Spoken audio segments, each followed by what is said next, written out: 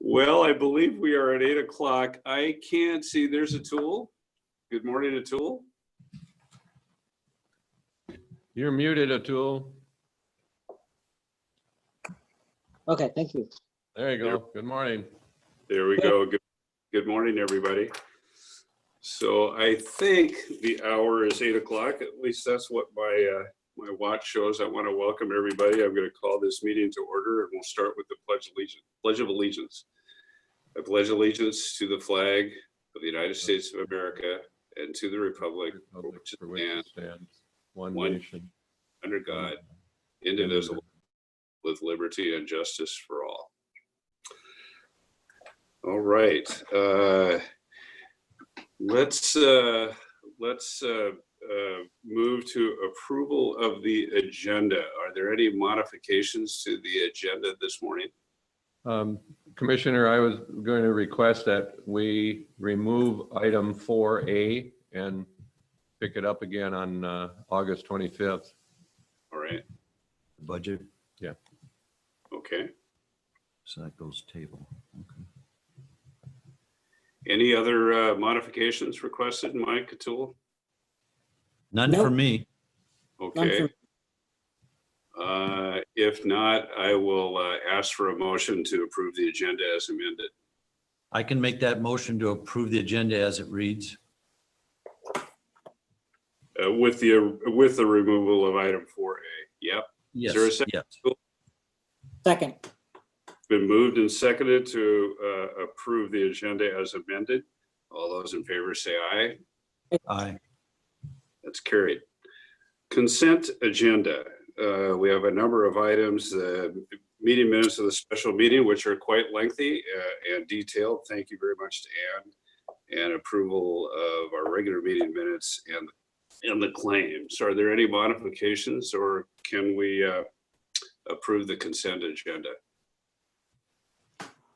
No changes, concerns from me. I can make the motion if all tools okay with that.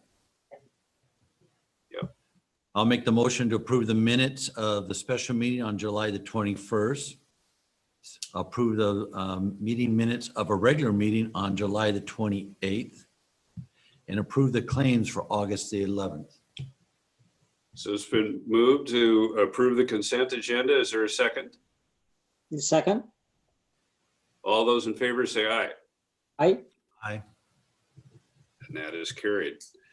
We'll move into old business. Since 4A has been removed, the second item, 4B, was to reintroduce the discussion of the branding and logo design. I'm not sure if Heidi Dykman is on the line yet because we asked her to plug in at 8:30.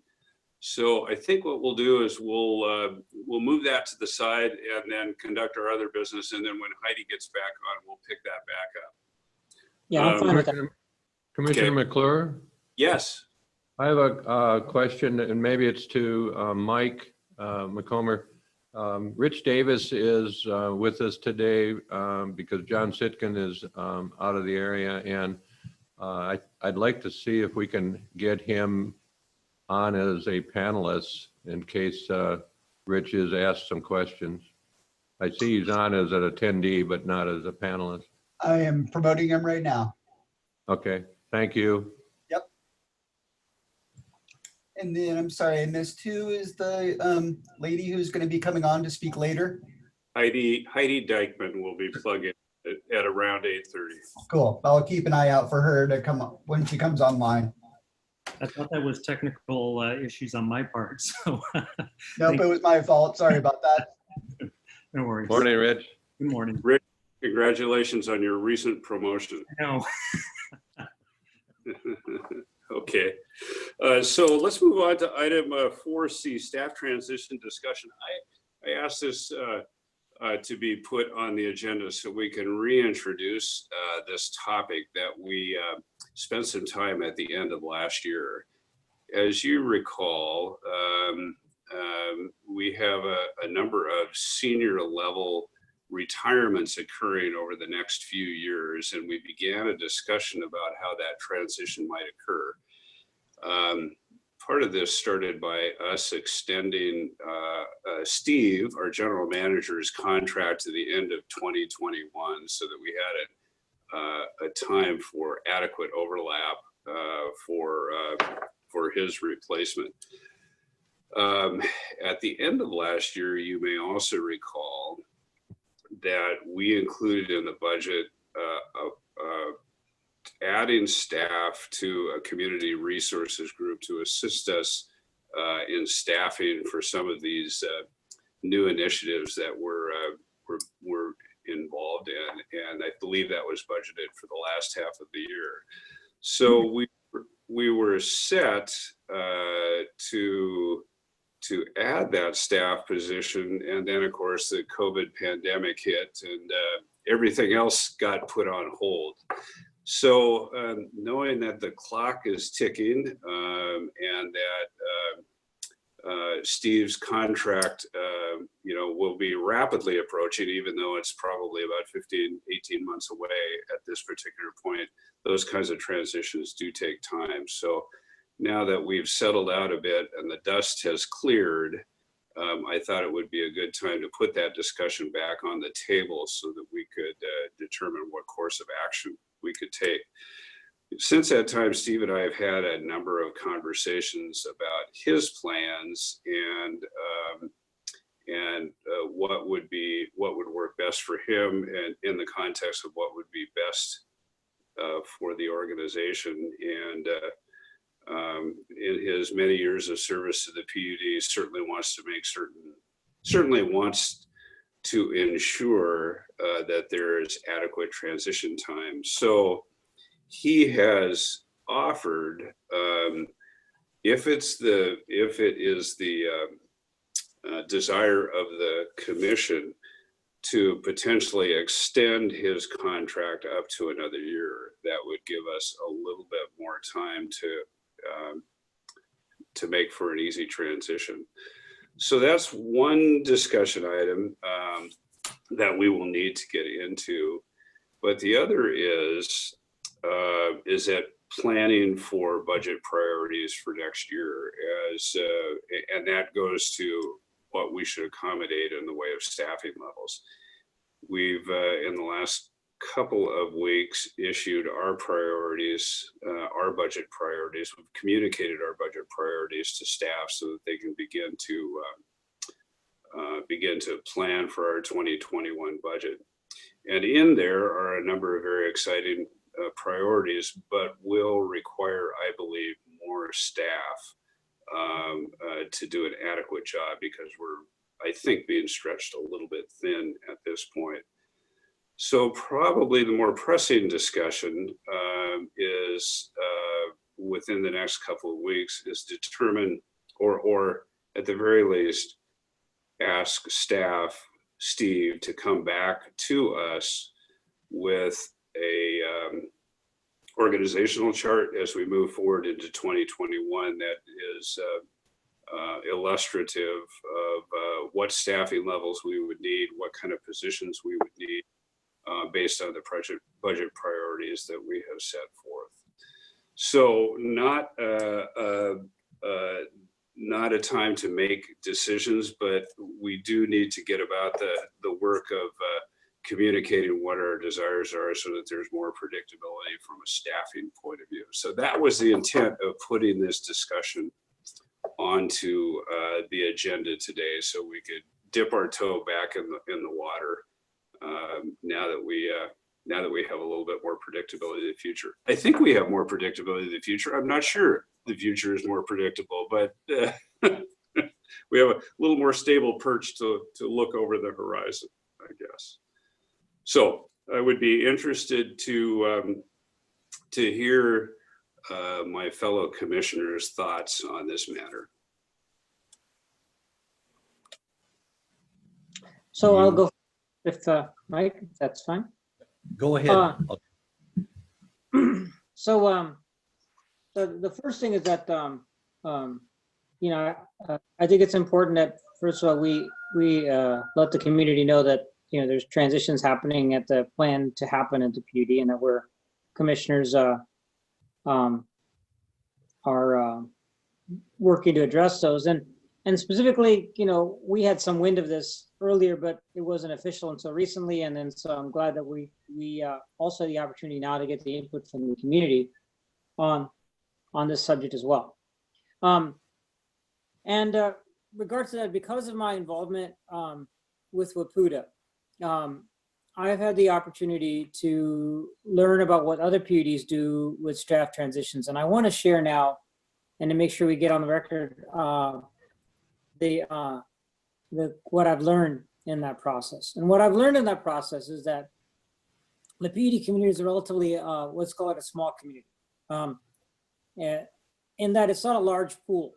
And the most typical method for PUDs to advance new leadership is from within. The challenge that our PUD has is that we're a small PUD. So we don't have like a line of people advancing through management that aren't necessarily well lined up for the very successive positions as they'll open up, because our whole leadership team is looking at retirement in the next 5 years to so on in the next 5 years. So, and not because we want them to retire, but because they have done a great job and they deserve to retire in their lives. So, and that's a role model for the rest of us. So anyway, the things that I've learned is that the PUD community is a relatively small community. We are challenged because unless we go poaching at other PUDs, which is not going to be easy, we have a challenge of finding the right kind of leadership. Because there are several PUDs around the state that are looking at a similar situation, it really has come to my senses that we have to do some kind of a nationwide search. Now, that is not something we have discussed yet, but it's something that now I want to communicate to my colleagues that is important that we think about. One that's innovative. And not just for Steve's position, but the other leadership people that will also be in the next 5 years retiring. And to me, this conversation links up with the budget discussion, as well as the strategic plan discussion, as well as the branding discussion. Because it's really about discovering who we're going to be. As a new commissioner, all these discussions are challenging for me because I don't have all inertia associated with the past. And I'm also seeing, like it or not, we're going to have to evolve as a PUD, be more involved on things like energy, and be more involved on things like broadband. So for all of those reasons, I think it's a good idea to really invest time on search for new leadership. And it does make it a lot easier that we have such an amazing, experienced, collaborative type of leader right now, who will seems to be within reason willing to adapt to all of the kind of challenges we present him. That's Steve. Hopefully I'm okay speaking with you. So you can start nodding your head no if I start saying things that are not working for you, Steve. But you've demonstrated that amazing flexibility, and this I'm so delighted that you're willing to extend further. But we still got to do our work. It really is what it comes down to. We still got to do our work and find the right person.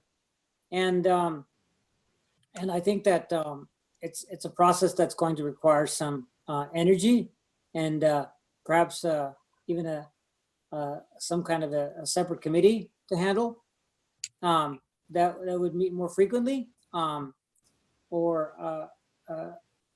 I'm open to any ideas. I don't have any expectations on how that's done, but that we need to invest time on it. So I hope that makes clear where I'm at on the subject. I'm delighted that Steve has been so supportive and communicative, and wants to continue to be supportive within reason of constraints of his personal life. But I think we need to think bigger. And the nationwide search is really, I think, an important part. That's one element that I have as far as the subject of finding new leadership. The other related subject is I think we need to define a little bit better who we want to be in terms of skill sets within the organization. And one of the things that I don't like to do is to have the prior competencies define the new competencies. We have tremendous competency within the organization, but that shouldn't define what we require out of the next set of leadership. So meaning we'll want additional competencies, and it's even possible that we're competent in areas that we don't need to be as competent in.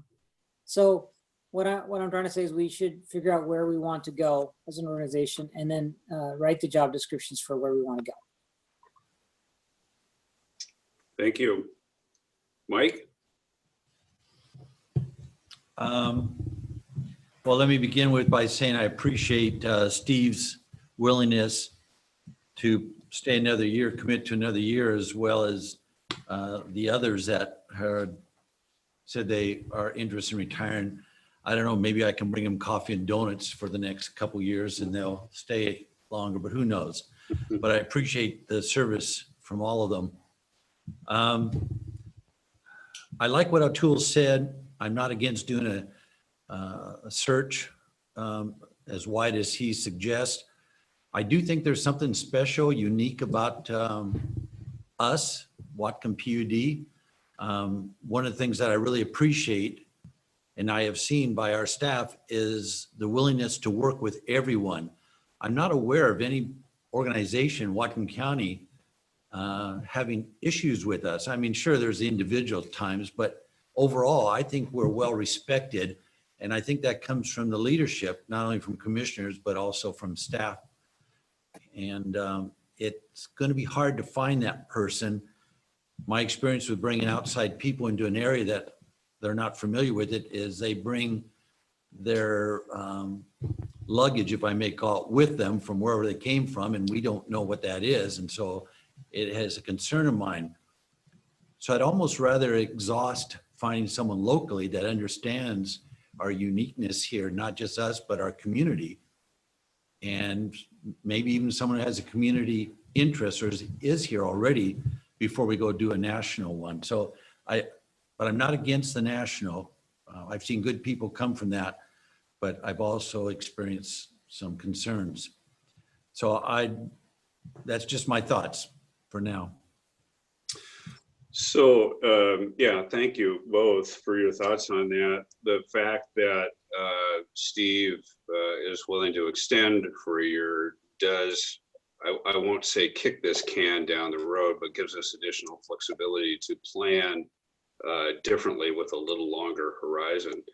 So I do think that, you know, in honor of Steve's commitment, we as a commission need to take action on extending that contract by the end of the year. And I would recommend that to the commission. So we will want to step forward on that conversation. I think we will want to have more conversation, perhaps after the first of the year, about how that hiring process would occur. The second part of this discussion has to do with additional staffing to assist us in at navigating these new initiatives that are on the table. And I would like to ask Steve, I know he's going to come back to us on the 25th with his thoughts on the budget priorities that we've put forward. And I think that might be an appropriate time to hear from him what the attributes of the person or persons that would be required to fill those positions. So I would, I'd ask for your comments on that, because it does have direct bearing on the budget that will be prepared for 2021. Commissioner, my thought was that we'd come back to you, we'd come back to you on August 25th or August 25th with a compilation and another look at those budget priorities that you gave to us, a couple weeks ago, and then a first look at taking three different scenarios in terms of staffing, in terms of budget. I would just call it a status quo, assuming we don't take on any of those new initiatives. What would staffing look like for the next year to 2 years? The second scenario would be, let's assume that we may have some retirements in the next 2 to 3 years. With myself and with some of the couple of other folks on our staff, what would our recommendations be in terms of adding staff to cover that transition from folks leaving, retiring, and what does that look like? And then the third, if we assume some of these new initiatives like broadband, like renewable energy, some of those projects, what does then that third scenario look like? And I'm hoping that once we get past that and into the first draft of the 2021 budget, that'll help you, the commission, start, as Commissioner Desmani indicated, that'll give you, the commission, an opportunity to say, okay, what does the next 2 to 5 years look like? Is that what we want the district to look like? And then we can jointly start writing that job description for that new GM and some of that staffing build up. So those are my thoughts. Yeah.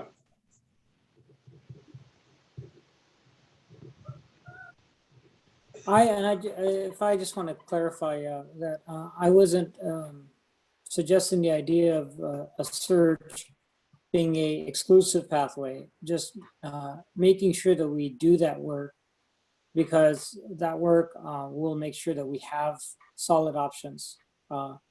I would agree with you, Mike, is that someone that already loves this community is always desirable. But at the same time, we realize it's a demanding set of skills that we're looking for. I agree. Are the two of you in agreement with, oh yeah, Mike? Sorry, Jeff, but listening to what Steve said and thinking of 2021, it is a big concern of mine, and I like to move slowly and smoothly forward planning for 2021, because besides possible staff budget's going to be a big one for me. I keep hearing those stories. The state's going to be cutting back in a lot of different departments. We could be losing support. We could be losing grant money. I'm not sure what else. And how do we stay on track where we're at already and take on these new ideas like broadband and some of the other stuff, as well as hire? There seems to be talk of spending a lot of money, and yet I'm not sure where that money is coming from. So I'm really would like us to get that information before we commit to anything. Hopefully Steve and staff can provide that for us. I think that's exactly the kind of analysis Steve is talking about bringing back for us. So we have a sense of what it is that we're committed to in the context of the whole budget. So Steve, is that, oh, I'm sorry, go ahead. No, and Commissioners, that, I think that's Commissioner Murphy's comments, I think, are right on in terms of what we hope to bring to you. But keep in mind that there'll be decisions over the next, 3 to 4 months by the commission as to, should we take the Y in the road? And we can do the best we can in terms of bringing to you, the potential cost of, taking on Project X or Program Y, but those will still be policy decisions on your part. And, there won't be a black and white, here's what it's going to cost you if we do this. Because as you know, venturing into additional initiatives, that's very, they tend to be very fluid in terms of, it's not like you make a decision on November 1st that'll carry you through, through 2022.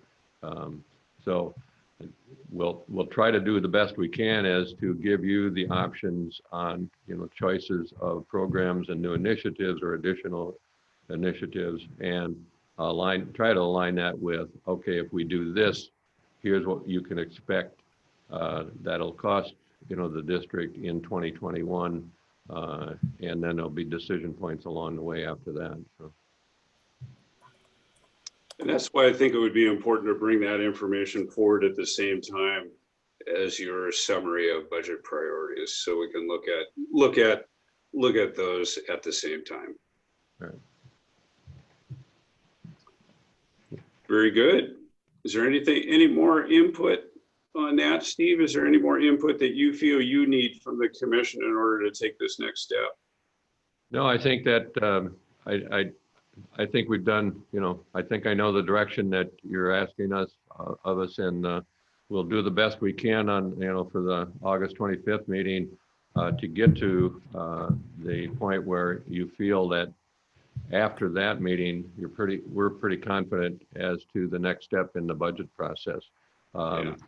Keep in mind that we hope to have a preliminary draft of the budget to you in October.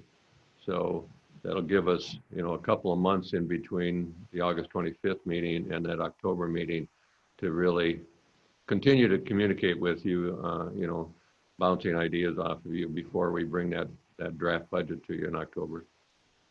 I would fully expect that would not, our discussion on the 25th won't be the last discussion, but we will have an opportunity, I think, to probably chart a fairly good direction that will give you the opportunity to put that placeholder in the budget, and then we can continue to refine that as we move forward to October.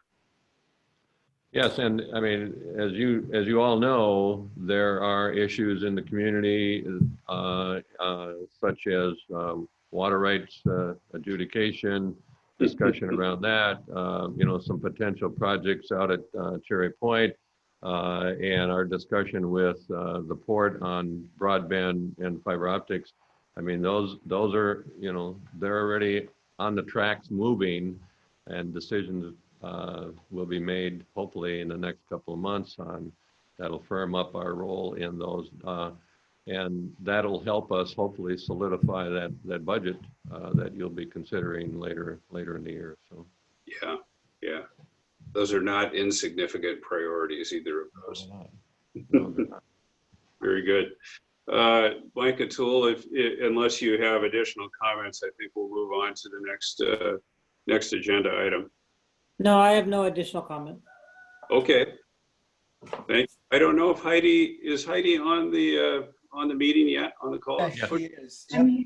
here. Great, Heidi, good morning. Morning. Maybe Mike can share the screen with you while I kind of give an overview. So as you recall, I believe it was 2 meetings ago, 1 month ago, Heidi presented the development of ideas for a new identity for the organization. And we wanted to give everybody adequate time to let that marinate a little bit, think about it, pose questions, come back with input, and then bring it back forward so we could hopefully have another discussion and come to a conclusion on where we would move on this. There are no, I don't think any costs associated with this other than the design fees that we have put forward. We will still need to have a discussion about how and when this gets rolled out. Again, that is a budget discussion, but we don't have any timing in mind. Mike, I know that you registered that as a concern last week. Thank you for your input on that. But what I wanted to do was have Heidi go through very quickly the same PowerPoint presentation she gave a month ago, particularly for others that may be on the Zoom call that were not at that meeting. And then we could engage in a discussion after that. So Heidi, would you like to take control of the screen and remind us of what we talked about a month ago? Sounds good. I will go through the slides without pause that we did last week or a month ago, as we can discuss everything at the end and we can go back through. Let's see.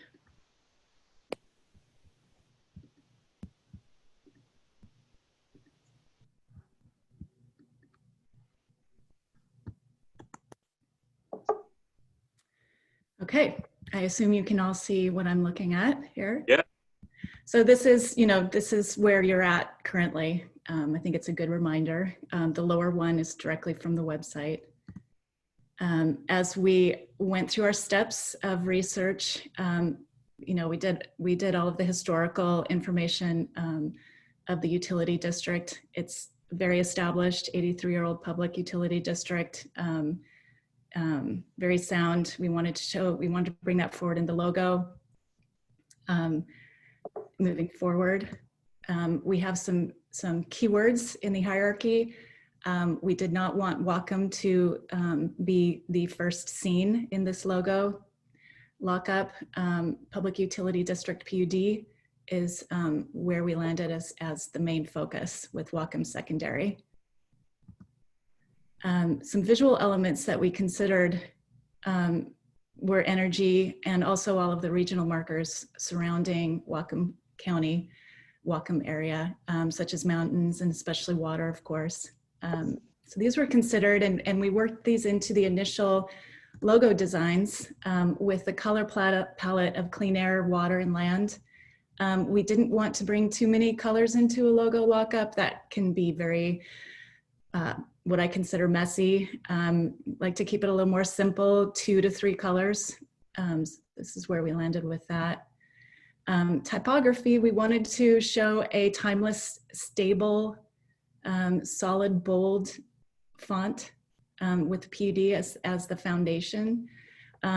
We played with some serif fonts, but what we ended up with was going with a sans serif, something that's just classic.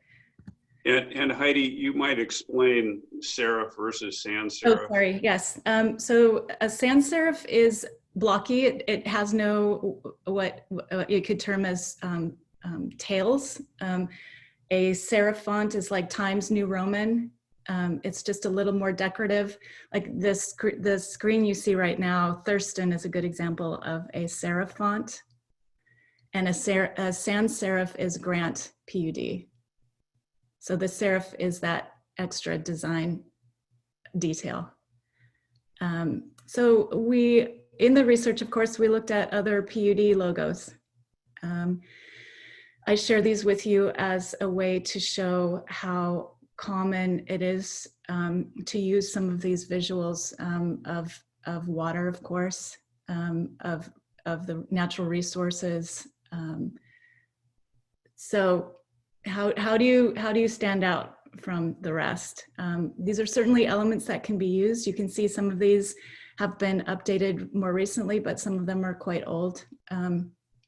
As you get further to the right, that is a more typical approach to logos for municipalities and the like, where you're trying to fit as much into a logo as possible, which if you were to look at Tillamook, which is a lovely logo, as it gets smaller, when you're thinking about usability, it's really not readable.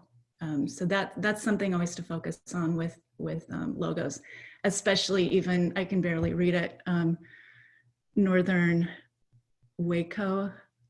I can't read it. that logo is really tough. That's a tough logo. So those are the things to always consider. Logo work is complex, and so that's the background of our research going into working on these logos. It's a job. So this is where we started. We were really interested in working with water and energy and combining the two, somehow combining those visuals together. So these are earlier renditions. We've got the waves of both water and energy in the left-hand side with W for Whatcom. Those waves bleeding down into the word Whatcom, which we decided was a little too illegible. Whatcom PUD on the right side.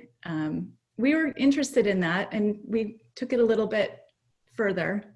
The colors were a little too bright for our taste, so we pulled it back to blues and grays.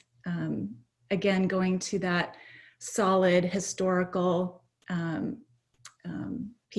that's been around, that's there. We wanted to combine those circles with the waves, see what that looked like. Started to feel a little too busy.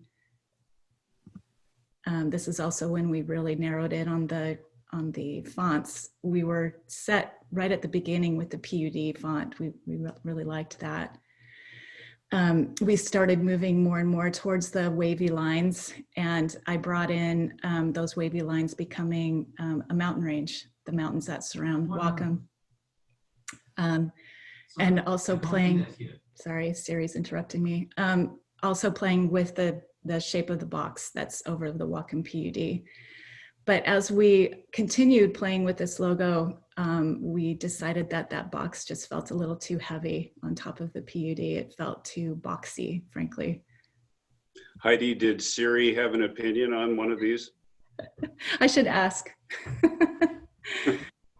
Yeah, I'd be really curious. So this is where we landed. It's simple, it's very straightforward, it's bold. And as we go further, I have more slides for you to consider, because branding is essential with logos, especially with the way logos are moving currently. Logos are not always a standard lockup. It's very important to carry that branding through. So this is a perfect example of bringing those waves that turn into a mountain range into, this might be an ad. This might be placed, on a social media website as a banner. It could be part of a business card, could be signage. But you can see where that wave comes through and the Whatcom PUD and the visual of the photo that comes into play here.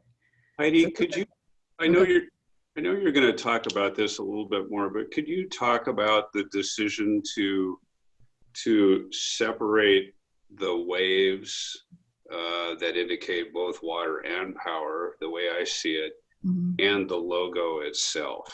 Yeah. I think that was an important watershed moment, for lack of a better term. Sure. Can you talk about that a little bit? Sure. So I believe that these waves are as important as the logo, but you would use them sparingly. And I'll take you through the next couple of slides that show stationary mock-ups and that sort of thing. Whatcom PUD should live on its own as your marker. Well, I'll move forward. Here's what it would look like on stationary. The envelope would not have those waves. It doesn't need it. But at the bottom of the letterhead, you find those waves. It's part of the brand. By taking it out of the logo, it makes that logo just more readable and more user-friendly. Again, if we all decide that we want those waves back in, I think it could go back in with the PUD, but it breaks it up then, and then people would wonder what those lines are. The waves themselves, as you can see, you bring it forward and it's repeated as much as the logo, but they don't always match up.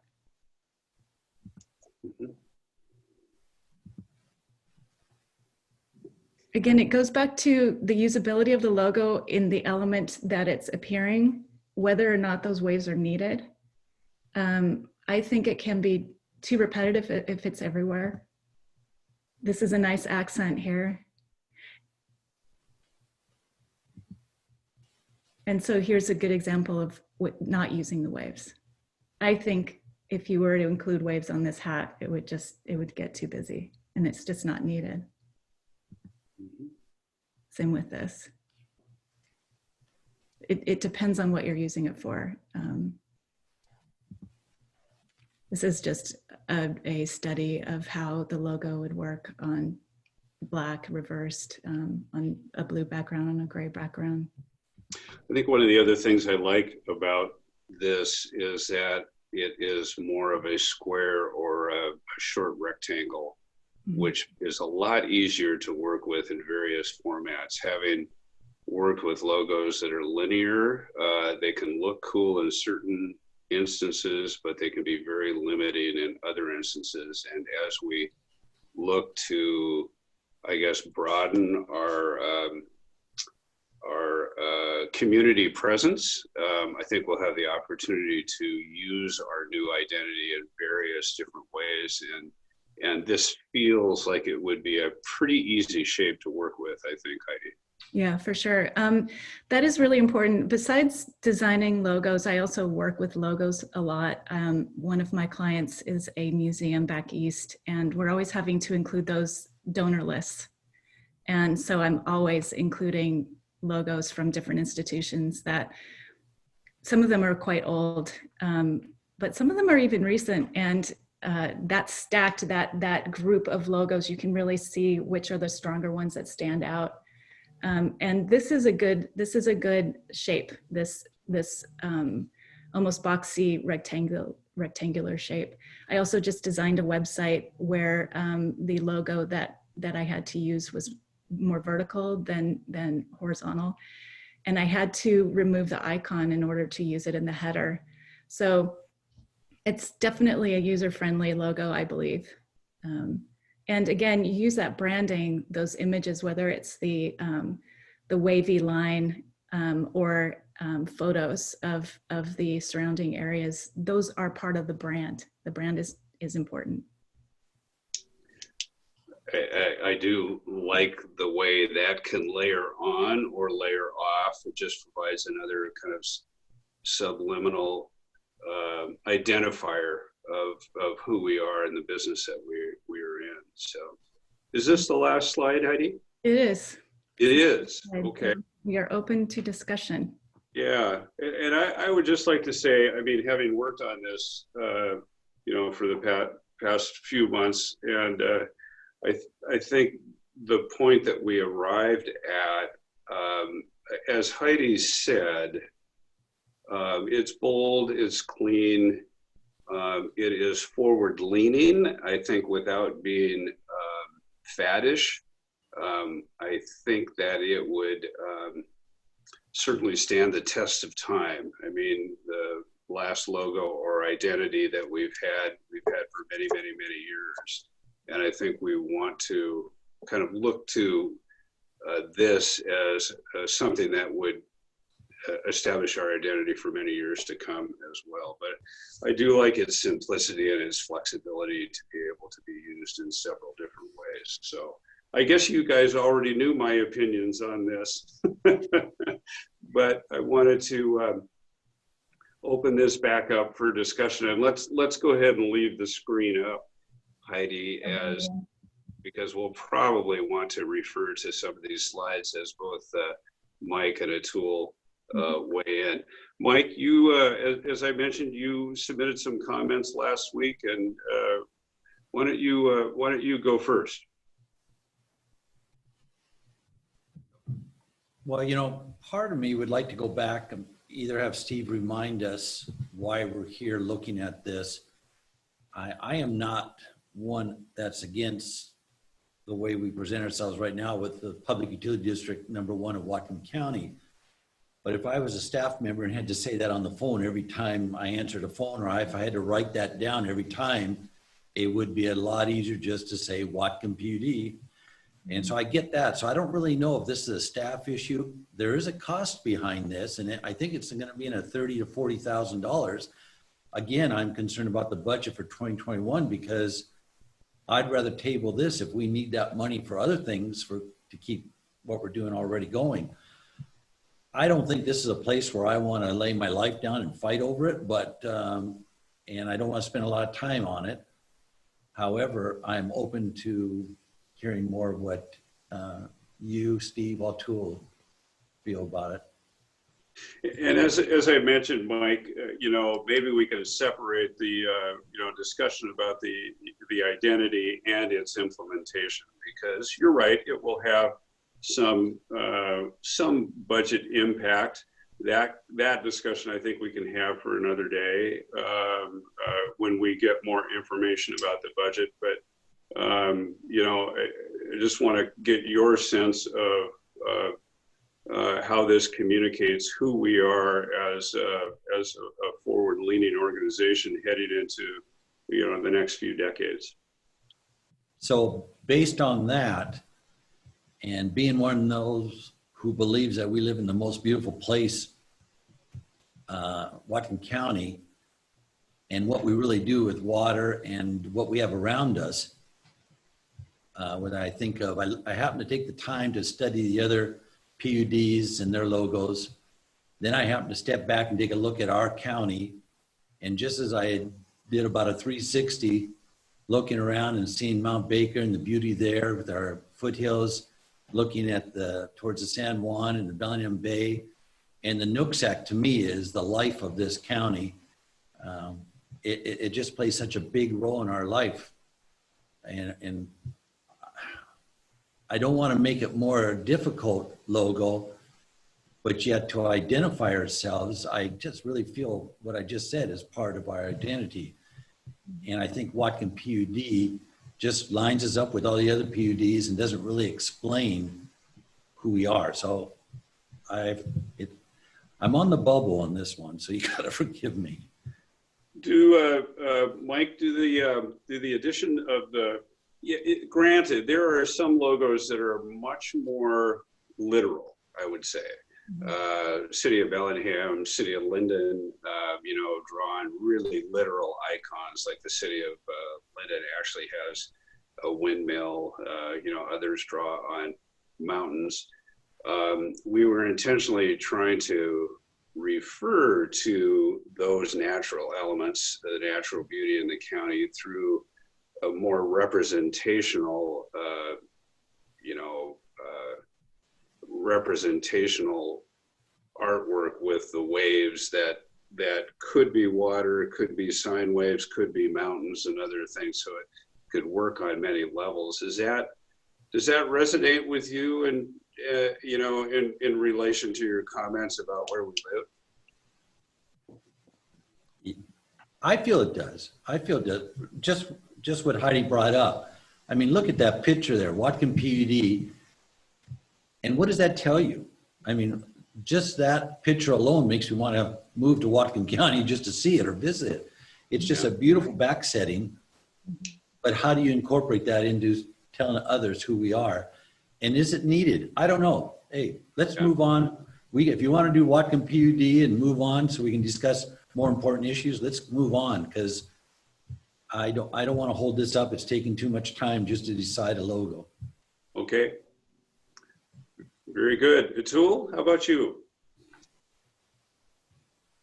Okay, so this has been providing input on this has been a difficult process for me. But let me just start out by in summary to say that all is well that ends well on this particular subject. And what I mean by that is that I like the product. I like the work product that we're seeing here. And the people that have been involved with it, thank you for doing that. I assume that's Jeff, Heidi, and Steve. So thank you for bringing us this work product. Exactly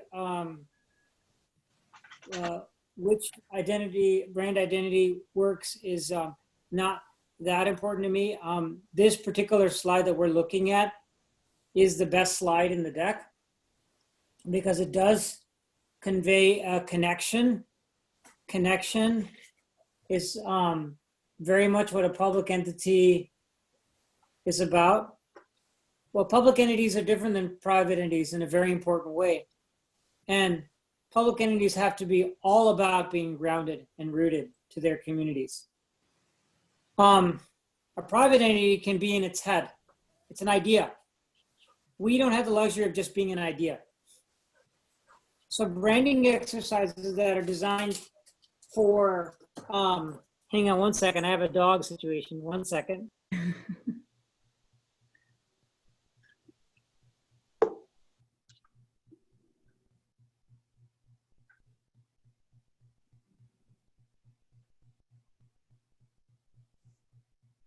Oh, I think you're muted. Sorry, branding exercises that are done for private entities should be different. The exercise should be done different for public. I think that's the way this has been done. The work that's been done here is all good work. I really think that the Nooksack River should be somehow representing our identity. But when you're thinking about being connected, it's really about what you do and not what you say. And a brand is about what you say. And somehow or another, connecting what we say to what we do is important. And so that's work after the branding exercise, I suppose.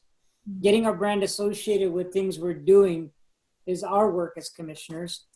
And then lastly, to repeat again, what I mean is what ends well is fine.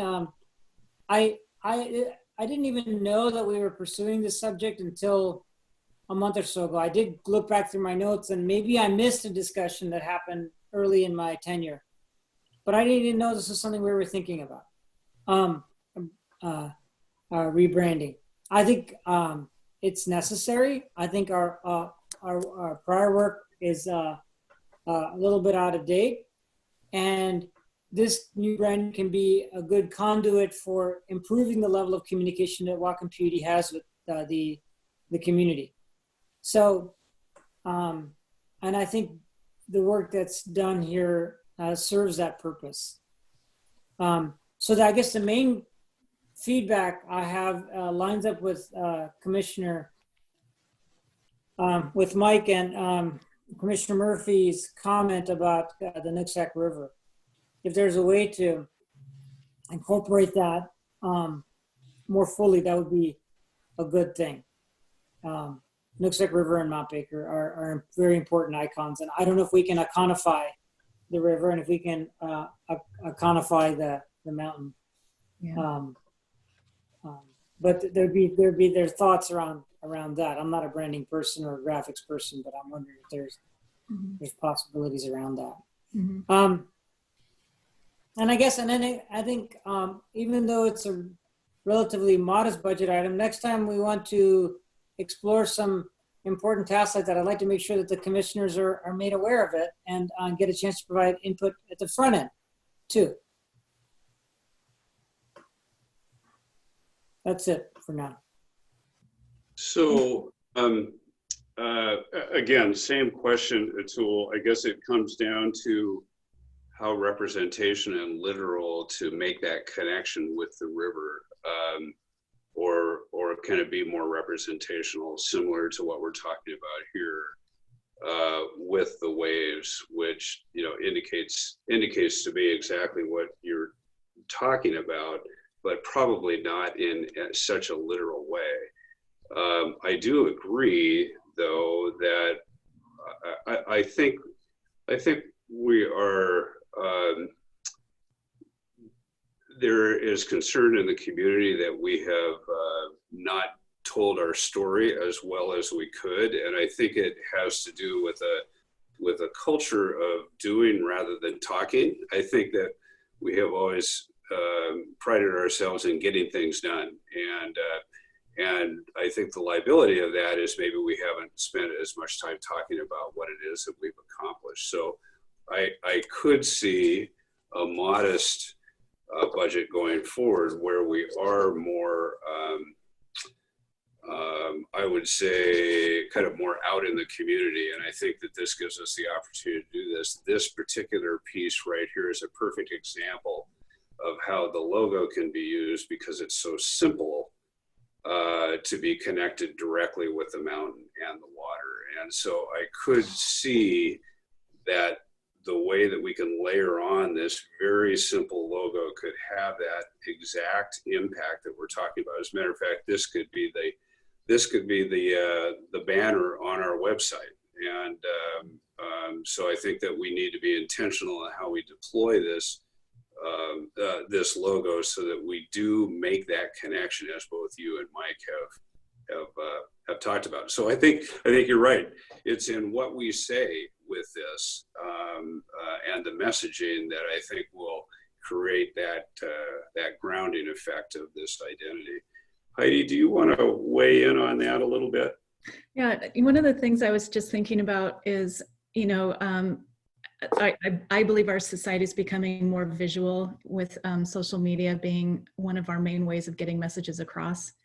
We're not as dependent on newsprint. We're not as dependent on the typical ways we found information. So I believe pretty strongly, especially as you bring your message forward further, that it will be more visual. Some of the websites I've worked on recently, with that sense of place, do these incredible videos on the homepage. It's just part of the banner, like you said, Jeff. It's part of that initial punch that you get when you look on your website, and your website is where people usually go.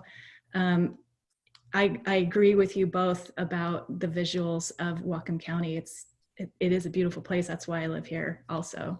And so adding the visuals of branding to this logo is an easy task, in my opinion. Whether or not it's always together in the lockup of Whatcom PUD, we could add visuals. You know, this line design is water, energy, and the mountains all together. It can be simplified. I have not adjusted it to be the exact lines of Baker and Shuckson and the mountain range that is coming. But whether we add that to the logo, I could show what that looks like. But it is part of the brand that goes with the logo always. I think of City of Bellingham. I remember, I think it was 14 years ago, they reworked their logo and they chose to include all of the things, which included a killer whale. It included Baker, it included the water, and it was too much. That is a common design that people do is try to show all of their surroundings, because everyone has pride in their location, and it's understandable. I'm not saying that's wrong, but I'm not sure that it differentiates, honestly.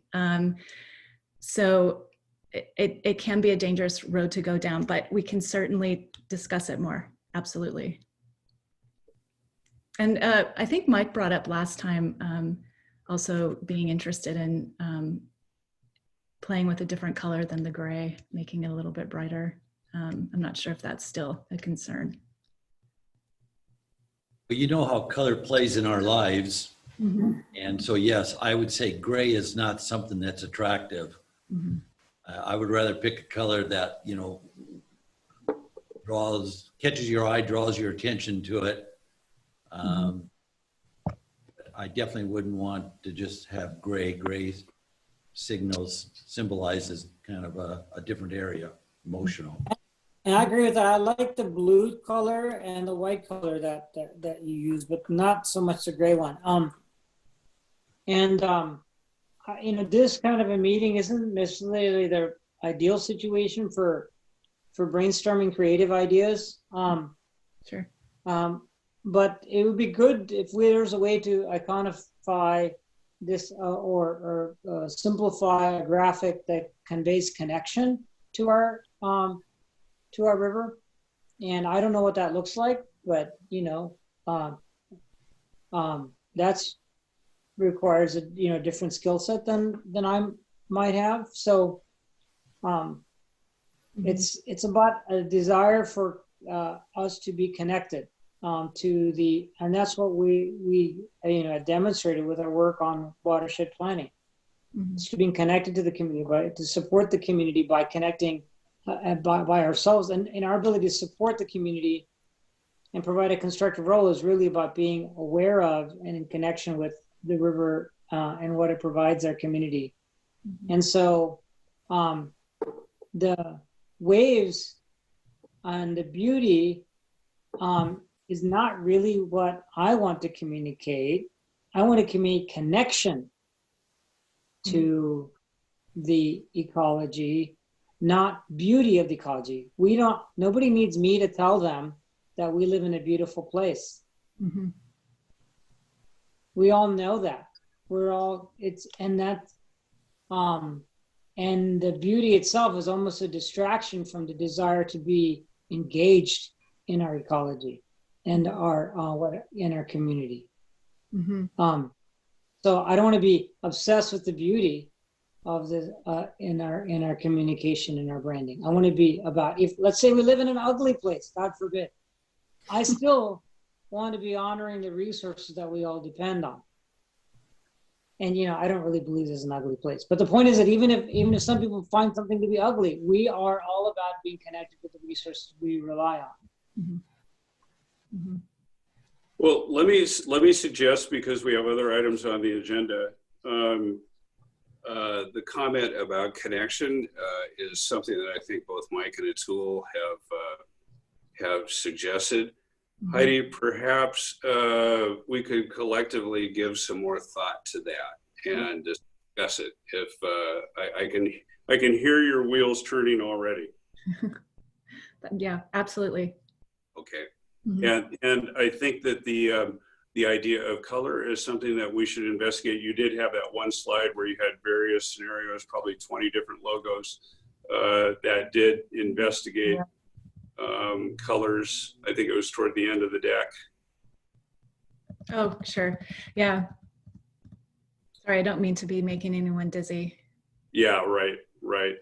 But obviously these are iterations of grays, blacks, blues, and whites. But we can, and I would anticipate that the logo is going to be used in various different formats, and so we need to make certain that it works in various ways. But let's investigate alternatives on connection and on color. And then we'll come back and report at a future meeting, if that sounds okay with Mike and Atul. Yes, that sounds great. Great. Very good. Okay. Heidi, thanks so much for your time. Thank you so much. It was good to talk with you all, and we'll see you later. Good discussion. Thanks. Thanks. Bye. All right. Let's go ahead and move into new business then. First half of 2020 financial update. Steve, is this you? This is Annette. There's Annette. This is our finance director. Yes, The lady that's really in charge around here. Yes, that's it. Annette, are you wearing the new blue that we're branding here? I planned that. Everybody looks good in blue. Can you see that? My PowerPoint? Yep. Good. All right. Well, good morning. I would caution us not to look at this picture as considering a money pit. So No, I do like to break up, as you know, my boring numbers with some current pictures of what we have been doing. And this was a leak we had out at Grandview back in June that we had to make a little bit of a hole to fix. So I'm sorry? all taken care of now. It is. It's working beautifully. So this is the time of year that we just do a high level look at see how we are doing with our budget, and just some, talk about where things are changing and some variances and things like that. So it does not want to. Oh, there we go. Okay. So we're just going to do a high level look on our operations, on our capital projects, and then how the pandemic has affected the PUD. So before we get into all the numbers, just a reminder, this is what our Plant 2 water basins looked like back in January. So we don't always have the pretty blue sky and mountain views that we are currently having. All right, now into the numbers. So first of all, I want to talk about the revenue. And most of these slides, I have my data on the top and then some supporting graphs and information down below. So on the revenue, It's laid out like we have in the past. It's the current, and comparing it to how we were last year at this time, and then about half of the budget, since we're halfway through the year, is what we're looking at. So as you can see, our revenue compared to last year, we're right on track with last year, but comparing it to budget, we are under. And I wanted to kind of explain that. So the two lines I have highlighted there, the assessment income and the miscellaneous income. The assessment income typically is, sorry, there's some feedback going on. The assessment income typically at the first half of the year is over budget because the majority of that income is coming in at the beginning of the year. The assessments are assessments we issued for a Grandview water line. So there's some property owners out of the Grandview area that are paying us assessments for that water line extension. And then the second line there, the miscellaneous income, that includes all sorts of miscellaneous, our lease payments we receive, penalties we might issue, but the bulk of that is usually grant or project reimbursements we get from customers or that we get from grants. And so you need to keep in mind that we made our list of potential grants roughly about a year ago. So there was 2 big grants that just have not happened that we had in the budget, which is causing the bigger variance. We had $200,000 budgeted for the Green Apple project. And as we all know, that project ended at the beginning of the year. So that $200,000 we're not going to realize this year. And then also we had budgeted $680,000 for a mitigation project, which has not been started. The nice thing about grants, and these two also fall under there, is if they don't go forward, we don't have the corresponding expenses along with that. So we are under budget in the revenue part of it, but as you'll see, we're also under budget in the expense side of that. And then down at the lower left, you can see our water consumption compared to last year is actually higher by roughly 10%, all mainly in the industrial water side. And then our electric usage is right on track. What's the reason? Yeah, what's the reason for the higher water usage? In a couple slides, you'll see it's mainly BP, and I don't know exactly what it is BP is using that specifically for, but it's mainly BP and PSC that are using that increased water. PSC would be, yeah. Just to comment on that, I mean, we know who's using it, and it is just those couple of customers that Annette spoke to.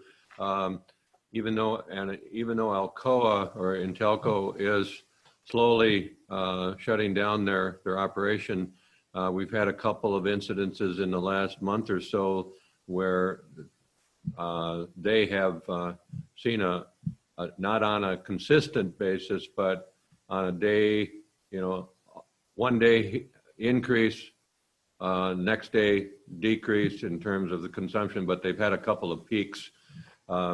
In terms of Ferndale generating, it all depends upon when they're operating and what that has to do with the market in terms of power generation powers. And so we've seen some days where they're operating at full capacity, and so they're seeing a peak.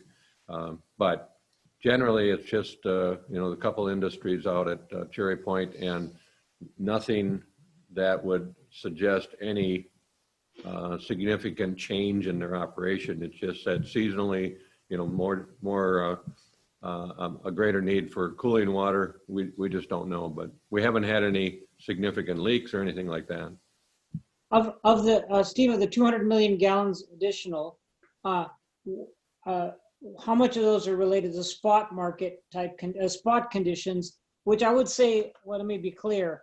To me, Intelco and PSC are somewhat unpredictable because of what PSC, what you just said, and Intelco is going through a shutdown. It's not surprising that they would have volatility over the next year. And PSC, volatility always, because whatever the market conditions require. But I'm wondering about that 200 million gallons, how many of those gallons are related to BP? We can get that to you, Commissioner.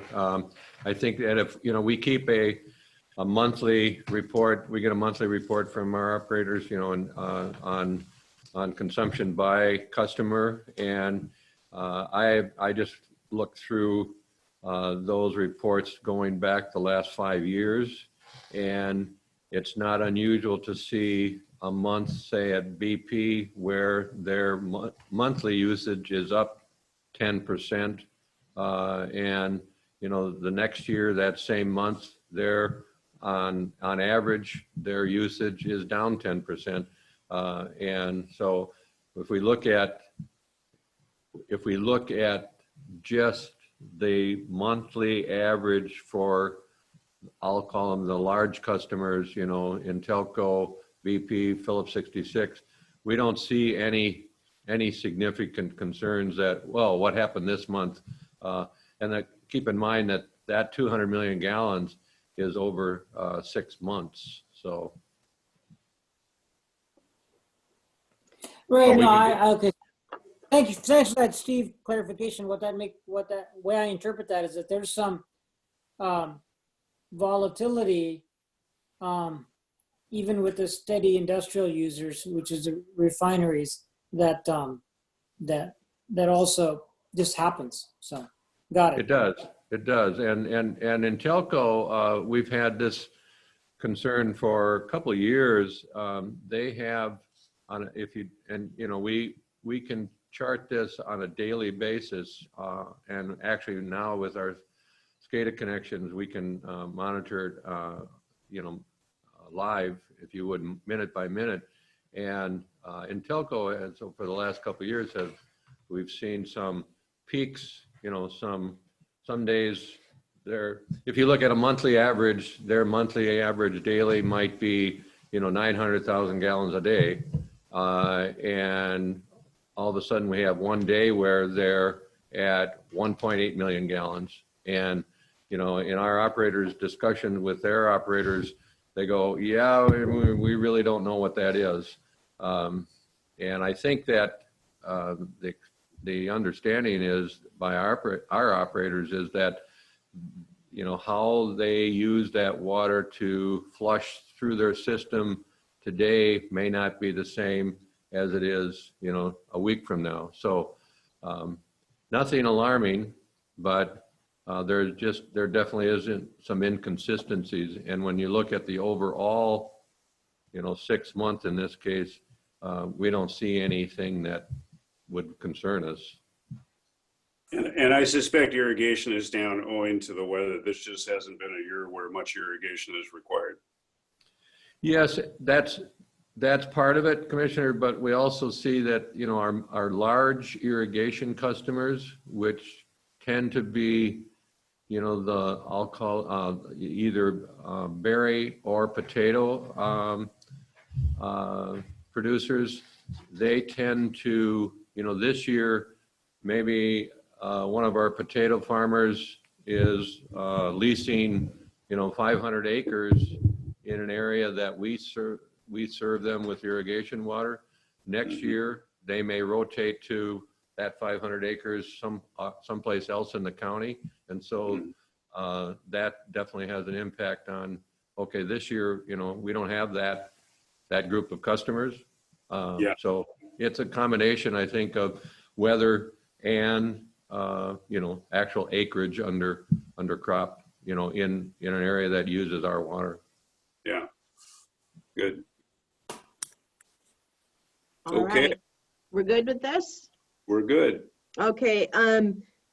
Farther back in the deck, I do have a little bit more detail on my the usage through June on the industrial customers. So we'll look at that. All right. So for expenses, we are right on track with where we were last year, and we are under our budget. And part of that is related to those grants and then a couple others. So those 3 lines we have is water purification, which is typically a very, it fluctuates quite a bit, and that is the chemical that we use for our rivers. I spoke with Devin, our water system supervisor, in April and May. The river was running pretty dirty, so we ended up going through more chemical than was typical. Under the general O&M, we are considerably under budget. Again, that's kind of typical. And if you look down in the lower right, you can see it's mainly extraordinary maintenance projects that we had budgeted. Those typically are a lot of those anyway, are weather dependent. And so those end up happening later on in the year. And we'll talk, there's a little bit more detail again, farther back.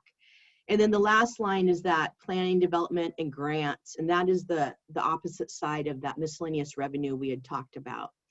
So down in the lower left, I had kind of listed out a lot of these different projects we are looking at. And where you can see about halfway down is the green apple and the mitigation supply. And so those are the bigger variances that are being shown with our budget there. I believe that's it. So any questions on this slide? No, revenue down 5.7%, but expenses are down 12.5%. So that's good. All right. So again, to break up all my numbers, this is actually structure 105. And I spoke with John Littlefield, our electric supervisor, and every year we do a drone survey of our structures, and every month at least we drive all our structures. So we have lots of pictures of power structures to choose from. All right. So our capital, here's our capital slide. And how it's kind of laid out, as you can see, is the budget, what we thought we would spend, what we actually spent, what we're kind of thinking we're going to spend, and then how that compares to budget. And if you look in that far right over under column, you can see there's a lot of under budget. And so the theme for this year is delay. With our pandemic, there's a lot of projects that are just happening a lot slower than we had hoped originally back about a year ago. Some of it's due to permitting, and some of it's just delay in the projects. And the IS-15, the communications backbone, that is internal fiber that we use to communicate between the different locations in the district. And that one is hitting some permitting issues. And then the other one I wanted to just call out was RW34, the PSE Whitehorn meter. That one's been on our list for a couple of years, and that again is a little tentative for the remainder of this year, and it has to do with some coordination with our customer. And then down at the bottom, you can see our extraordinary maintenance projects, and there's quite a bit that we have not got to yet, and then also ones that are going to be delayed until at least next year. Any questions on that? No, I don't think so. And I know that this is going to be coming forth in the budget for next year, but will things be stacked up next year, or will these projects that have been unfinished in 2020 kick other 2021 projects further into the future? You know, that's something we're going to have to talk about. That also relates to staffing too. Some of these extraordinary maintenance projects are things that we routinely do over and over, like the high head pump rebuild. That one we hope to get, and the clean the mud basins. So those you'll still see. We usually routinely do that year to year. So some of the repairs like the Douglas Road Vault and the D station upgrades, that's going to kick down. Whether it's going to replace something, I'm not sure. We're going to have to talk about that and how much staff time that's going to take. I do know I'm a little concerned about, and we need to talk, the refinery substation and the Ferndale substation. Those occurring at the same time, I think, would be a lot for us to do. So we're hoping to do the bulk of the Ferndale substation this year, but that's getting pushed back. What that's going to do to the refinery substation, we're going to have to talk about. Okay. Thanks. Sure. All right. And then I just wanted to touch on, we've all seen articles, and I know I get a lot of emails and newsletters about the municipalities and how they're struggling under what's been happening during the pandemic and the shutdown, and costs increasing and revenue decreasing. So I just wanted to do a high level look at how we're being affected. And the bottom line is we are doing well. If I just pulled out the customer revenue at the top, we are within 2% of both budget and last year. So we're doing well there. We haven't seen a big drop in revenue. If you look down at the lower left, this is what I had referenced at. We are expecting, as we all know, Alcoa to drop off, and we're kind of expecting it to really drop off after August, the end of August. The news I have is there's going to be roughly 20 staff of security and maintenance left, so the water usage is really going to decrease. But as you can see, BP and PSE are both over what we expected for this year, so we might not see that big of a drop. And also how rates are structured, the bulk of our revenue in our industrial system is not through the variable component, it's more through the fixed component. So we're going to have to address that next year's budget and how that's going to affect, but I believe the rest of this year we're going to be fine. And then as far as the operational expenses, where we would see it mainly is in the O&M and the admin.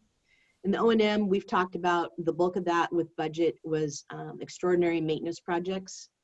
And then, so I pulled together a bunch of people and said, okay, where have we been hit with costs?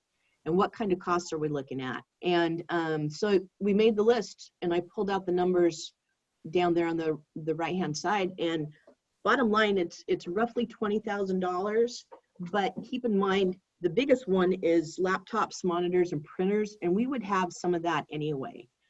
We had some costs setting up the work from home stations, so there was more than we were expecting, but it's within $20,000, so we're actually doing quite well during this pandemic. And this indicates, I think, answer to your question, Atul, where was the industrial water usage, how much of it was BP, and it looks like it was a little over 100 million gallons. Right, I saw that too. Thank you, Jeff. All right. Thanks for this slide. This is really good to see exactly what that impact was. And we're one of the fortunate industries to be doing well during this pandemic. We are. Thank you. Yeah, thanks, Annette. Any questions, Mike, Atul? I have none. Yeah, no other questions. Okay, thank you for your work on the summary, and it's always great to see a positive financial report at mid-year. I neglected to mention this. Unfortunately, I have a conflict. I have a meeting with the Bellingham School District at 10 o'clock for which I need to hop off at 9:45. I don't want to compress any of the discussion going forward, but I periodically have these conflicts because these are the only times they can meet.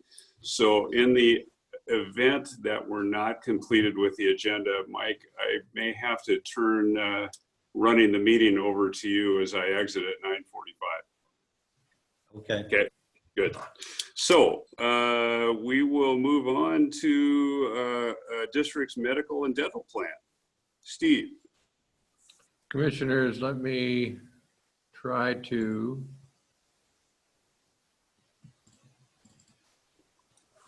do a screen share here, and I will go to this item on the renewal. Hopefully this will work.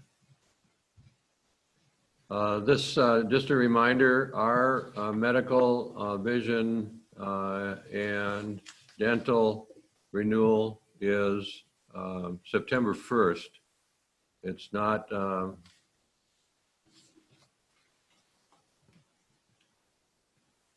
this is not working too well. We could all turn our screens at 90 degrees. There we go.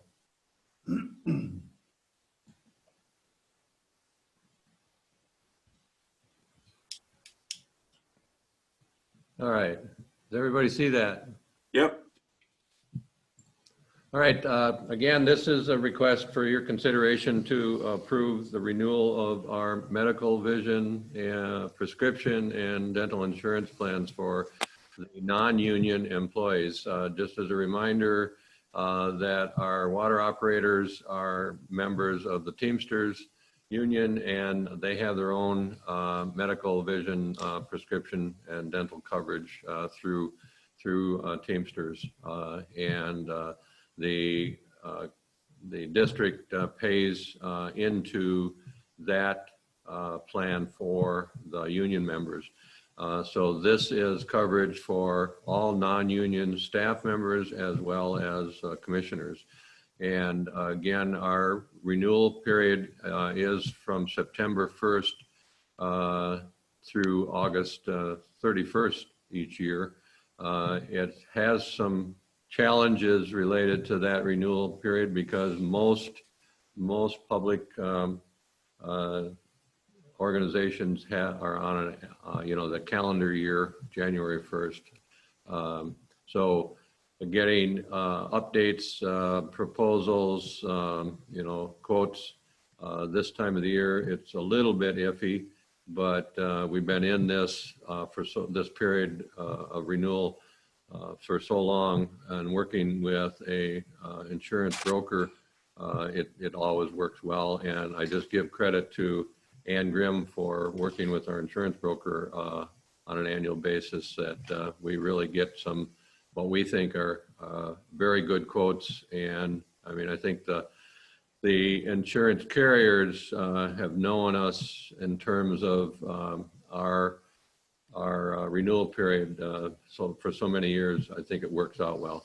With that in mind, we did get quotes from different insurance carriers: Blue Cross, Clean Tech Alliance, which is a new insurance coalition in the state, Washington County's Insurance Fund. If you recall, it was about 4 years ago that we actually joined Whatcom, or not Whatcom, but Washington County's as an associate member, so that we could get quotes and participate in their insurance program.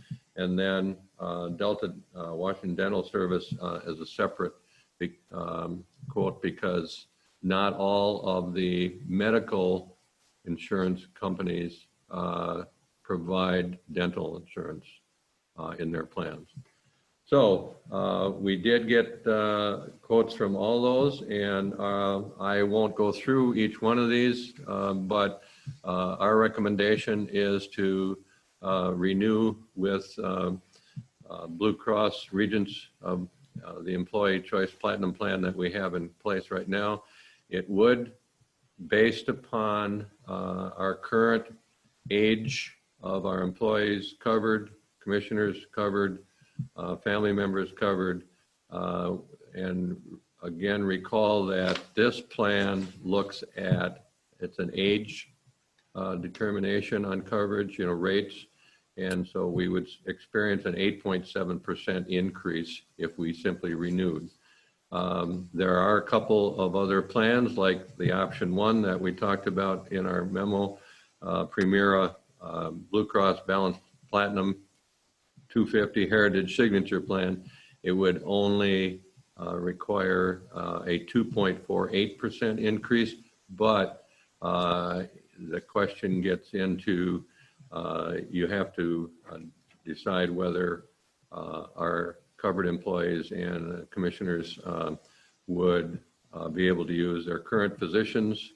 It's a whole different referral system. And so we don't feel that that difference in cost is worth the changeover.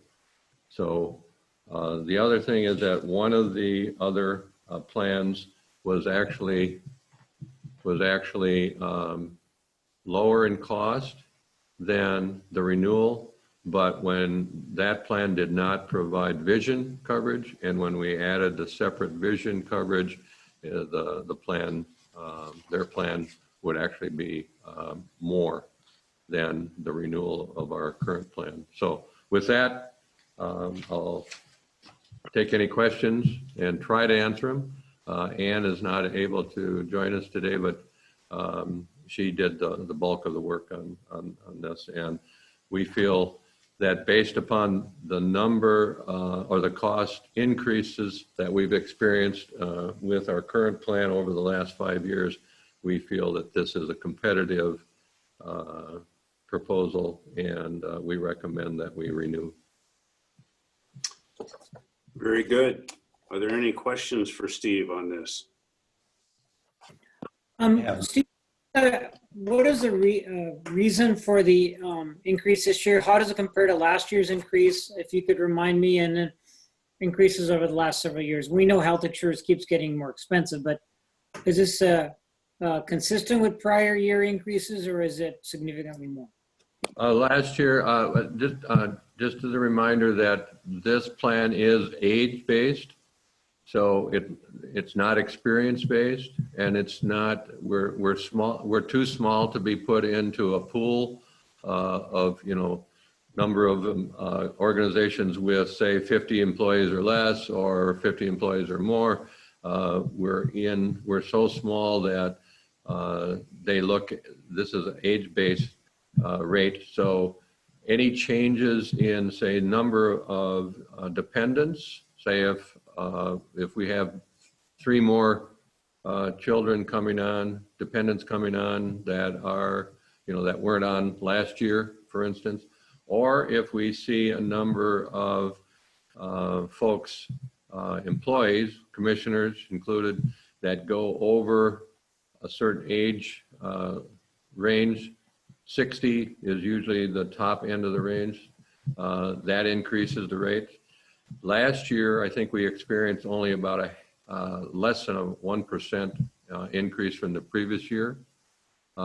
This year, we expected that based upon COVID, less need for insurance coverage cost, that we might see something in that same range.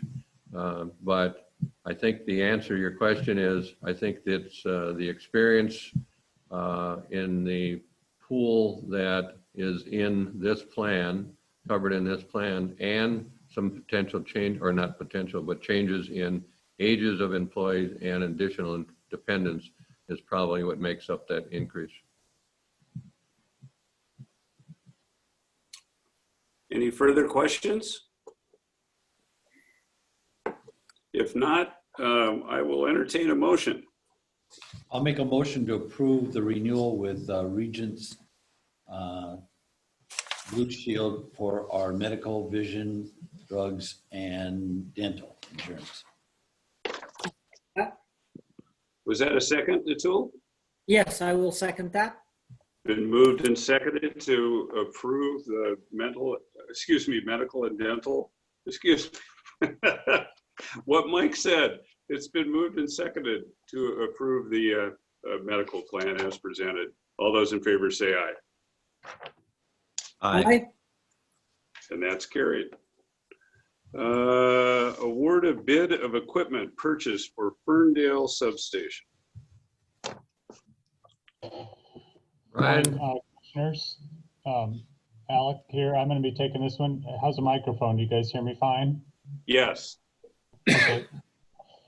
So this is another piece of equipment, or rather it's 6 individual pieces for the Ferndale pump substation.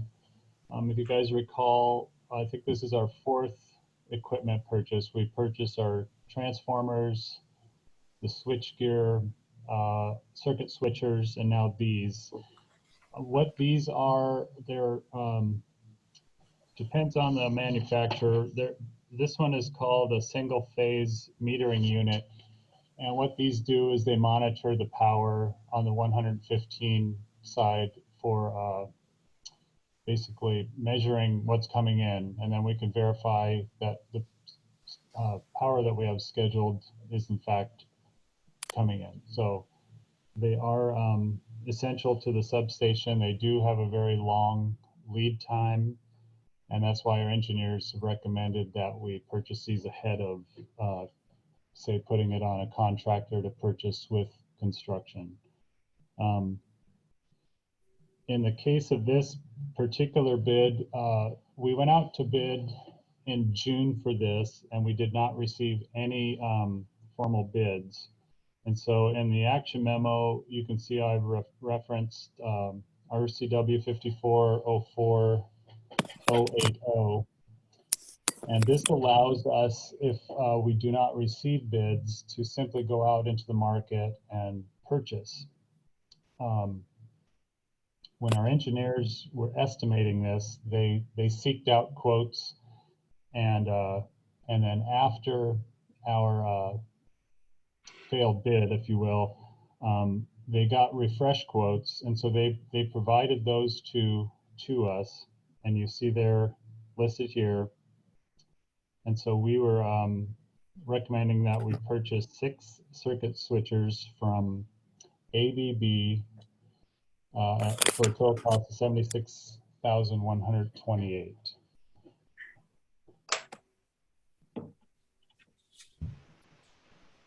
Oh, Sorry, I'm finished. oh, you're finished. Okay, thanks.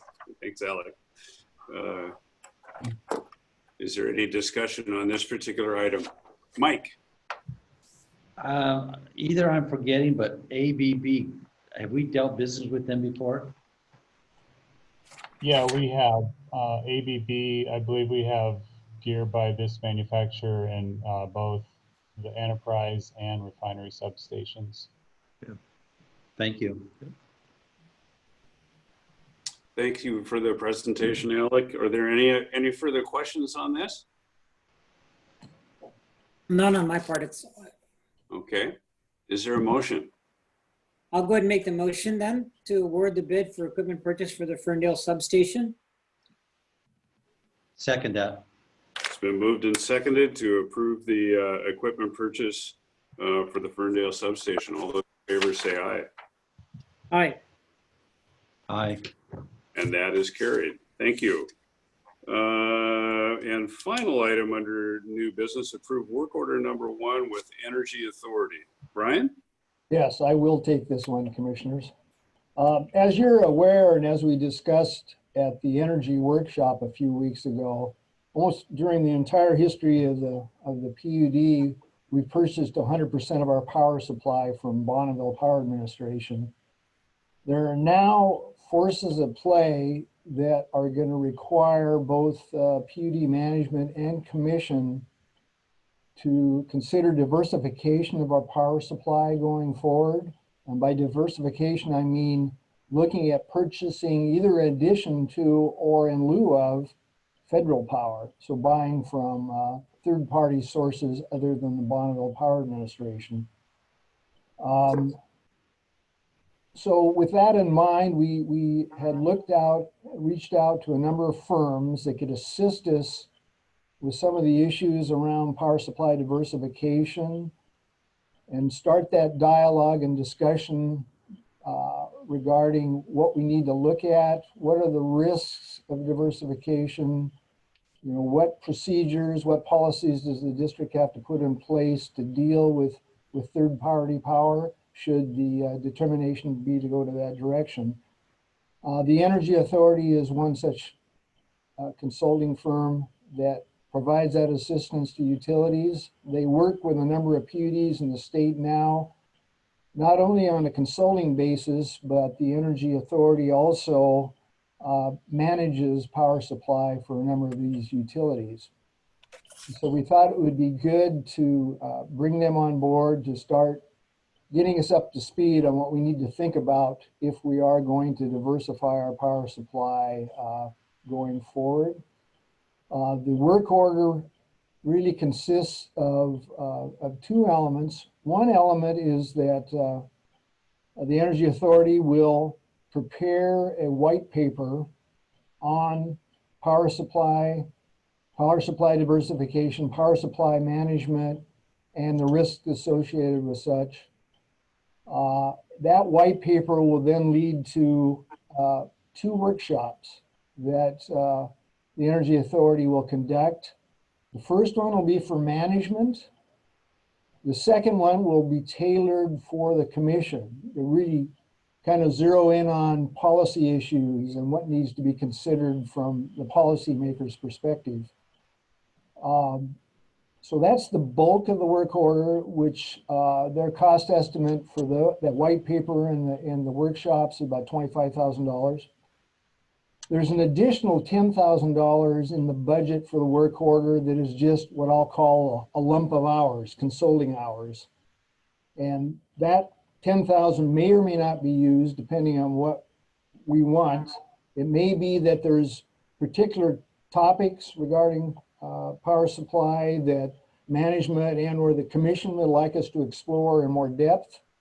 The money could be used in that direction. So it's just a pot of hours to be used at our discretion. And I guess the only other thing to add is that we anticipate coming out of this, if the work order is approved and the work's completed, that a follow-on work order might cover basically power supply risk management and a power supply risk management policy that would be implemented by the district. And the reason for that is that the biggest thing, the biggest switch over if you're moving from federal power to a third-party provider, non-federal and private power, is you've got to manage your risks and decide what your risk tolerance is and what parameters you're going to work within in terms of deciding what power supply you want to buy. So that Right. could, When you say manage the risk, you're talking about the pricing risk, volatility of the pricing risk. it's more, yeah, it's the pricing risk, but it's also the risk that, let's say, for example, we wanted to go out and buy 10 megawatts of wind power from a single project located in Eastern Washington. The risk is pricing, but the risk is also what happens if that project goes down and we don't get the power supply. How do we make up the power supply and who's on the hook for paying the cost? Mm-hmm. It's that type of, we've never had to dealt with. The risk of dealing with Bonneville is pretty minimal. We've never had a disruption. We've never not been able to take the power supply that we needed for load. But for these other providers, it's the risk of what, default risk if they go out of business. Mm-hmm. How can we be assured we'll get comparable supply of power within the price that we contracted for? So What's the delta right now between BPA Tier 1 power and the market? Well, I'll tell you the delta, but it's an apples and oranges comparison because Bonneville Power has bundled in with their power supply other services that you don't get when you're buying on the market. So I can buy on the market today in the $17 to $25 a megawatt hour range, and our average price of power from Bonneville is $34.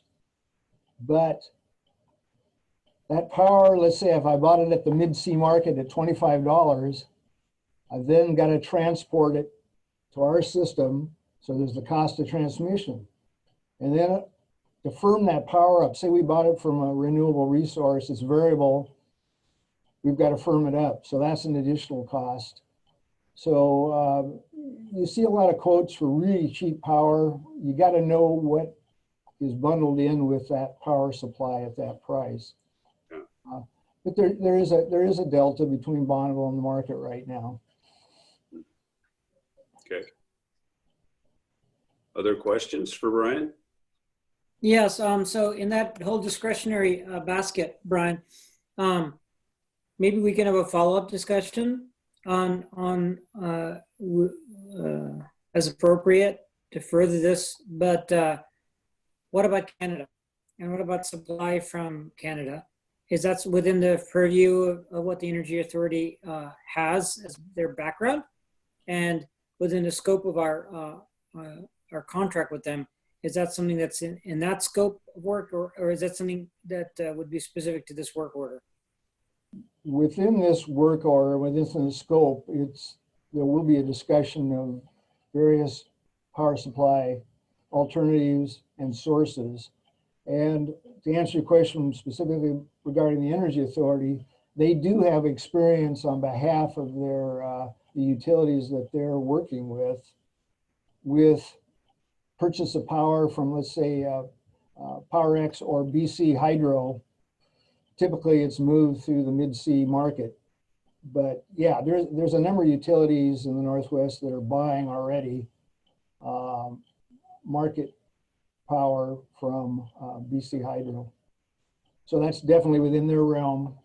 The thought with that bundle of money also is once we have the workshops, that's going to provoke a number of questions and perhaps a request for, we'd like to know more about this, or if it's non-federal power supply from Canada, they can go delve into that farther for us. So. Okay. Good, so Canada's in there. Oh, sure. Canada has been in there for a long time. Okay, I just. Yeah, yes, they are. And with potential some specifics is what I'm really getting at, because obviously getting it across the border and all of that is a little bit more complicated, obviously.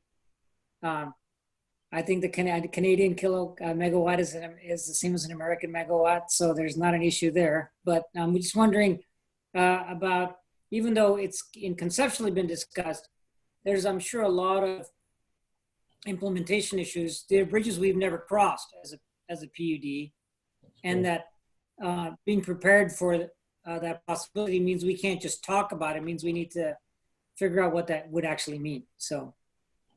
Yeah, I would anticipate the workshops are going to be more general. There's quite a few topics, and then we can get into specifics like that with that $10,000 additional in there for consulting hours. Thank you. Commissioner Murphy, any questions? None for me, Jeff. Okay, I will entertain a motion.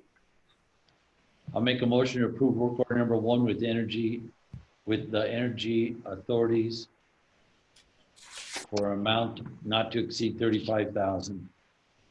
I'll second that. Been moved and seconded to approve work order number 1 with the Energy Authority. All those in favor say aye. Aye. Aye. Thank you. Before we move on at this point, I will have to exit. So Mike, if I can hand the digital gavel over to you and move into the general manager report, that would be great. My apologies. No, I'll be glad to do that for you, Jeff. Have a good day. Thank you for what you're doing. Thank you. So as far as I see, we have finished new business. Unless Steve, there's anything else you might want to add to it, or? Nothing under new business, commissioners, Okay. no. Then at this time, Steve will move into the general manager's report. Do you have anything for us? Just a couple of things, commissioners. You all, we share with you the weekly newsletter, Clearing Up. And I would just ask you to specifically look at a couple of articles in there. One is under the area, I think it's number 9, section 9. It refers to it bearing down. It's opinions and perspectives, but it's an article on highlights of electrical vehicle opportunities for rural utilities. And I won't go into any of these articles at all. Just, I think I would recommend you take a look at that one. Also, Okay. number 10, the new material for carbon dioxide capture shows promise. I thought that was an extremely interesting article, especially if there's potential for our Cherry Point customers, the large ones, the refineries, and even Intelco to look at that type of mechanical and filtering and carbon capture. And also it refers to an article in that article talked about using that concept on natural gas generation plants. So I don't know if our customers out at Cherry Point are looking at that, but I think it could be an upcoming topic. And then in that same section, or I shouldn't say, on page, I think it's page 14, it's the carbon management, a gigaton task. I thought that was an interesting article, especially as there's a potential, again, for application out at Cherry Point. So just thought I'd highlight those and ask you to read through those. And then the other is that in our Friday Facts, Waputa Weekly Magazine, I thought that you'd want to, I'm sure you look and read through that at Friday Facts as you get it, but again, highlighting the Ponderay PUD approving additional community network system services. I thought that was an interesting article. And then this may come up in our future discussion about adjudication, but the Washington Supreme Court's decision on upholding ecology's flow rule amendment for the Spokane River. And that, if you recall, ecology set the stream flow rule for the Spokane River, and there were challenges to that rule because ecology did not take into consideration recreational opportunities, and the Supreme Court ruled again in support of ecology's rule on the Spokane River. I thought, and that could eventually potentially impact what happens with adjudication in our basin. So that's all I had.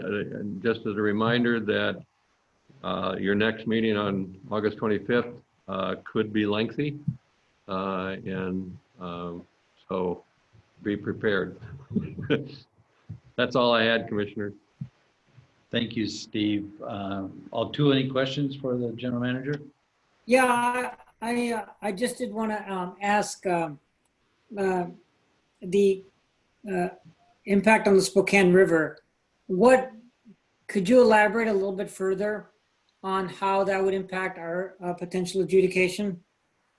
Well, and I'm not prepared to provide a good overview of the rule that ecology set, but what they did, the challenge was, I should back up.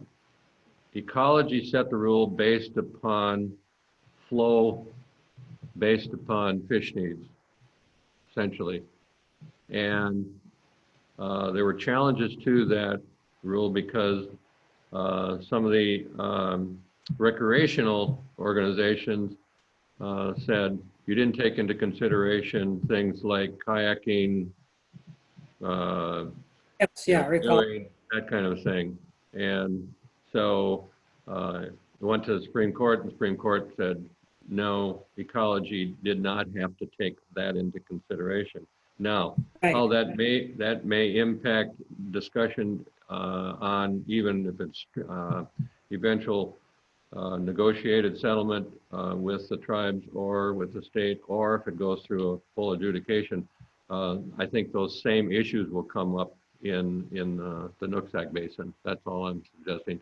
There, especially on the South Fork of the Nooksack, there's a lot of recreational use in terms of tubing and canoeing and so forth. So I don't know that there'll be a connection, but I think that there could be.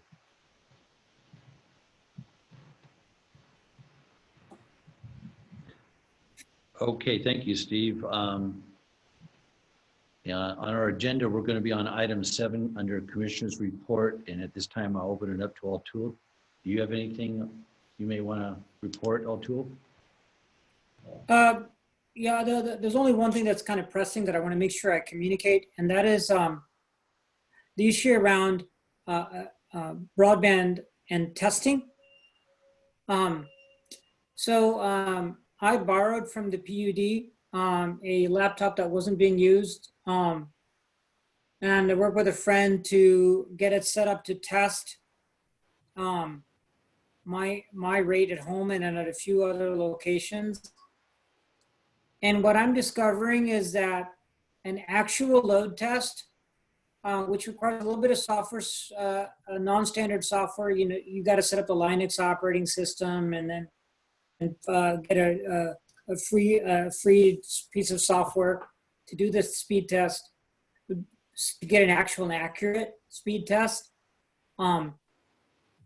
is very different than the publicly available, easy to use speed tests. And the state broadband office and so many people who are asking us, including County Councilmember Rudd Brown, the broadband office and others, are using a speed tester that I've just discovered is completely wrong. And so not just a little bit wrong, but wrong by an order of magnitude.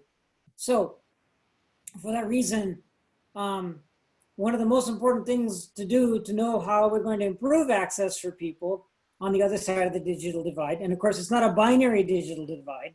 It's a whole degrees of lack of function in our data. The way we need to assess that is with an instrument that completely doesn't work. It's like, it's a huge problem. It's probably, to me, one of our biggest problems, having an accurate way of knowing how to gauge the connection, upload, download speeds. And our current tool that people are using is completely wrong.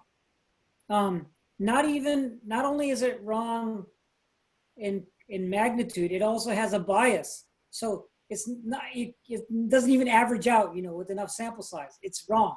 And it's not just more variable, it's completely wrong. So what I'm trying to say is that for that reason, we need to have better tools for estimating the actual upload download speeds that people are experiencing in real life. And so I'm just stating what I perceive to be a problem. I know it's a problem. I don't know how to quite quantify it. I'm working started working on the issue about a week ago. I've spent some time on it, and I want to come back to the commission and the general manager in the next week or so to try to figure out what to do about this problem. It's a new problem as far as my understanding, and I plan to work on it and report back to my colleagues on the commission and the general manager soon. So expect that from me.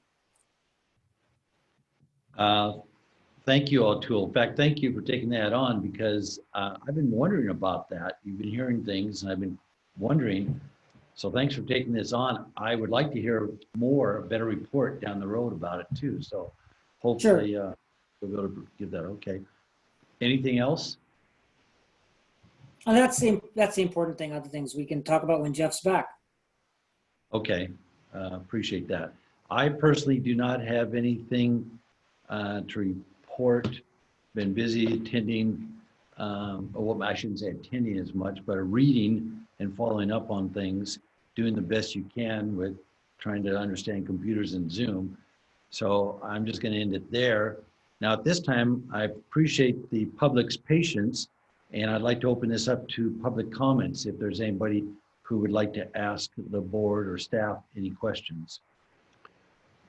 Commissioner, could I just start this section off? We do have one comment that was written, sent in. I believe it came from Christine Grant, and I'll just read it to you for the record. A quick comment about staff transitions at the national level. About 60% of people that work in the electric utility industry are eligible for retirement in the next few years. So many utilities across the country are facing similar challenges with senior staff transitions. Leaders with skills in utility management are highly sought after right now. So, Wow. With that, back to you, Commissioner, and if anybody on the call wants to provide public comment at this time. Mike, I think that they can do that. Mike McComber, can they do that? Yeah, and I don't see any hands raised so far. Otherwise, they can type in their question in the Q&A section if they have access to that. But I don't see any. Oh, I see one hand raised. Give me one sec.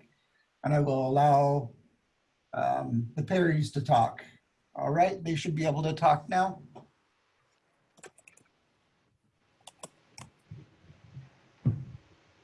I think, Max, I think you're on mute, so I think you have to actually unmute. There you go.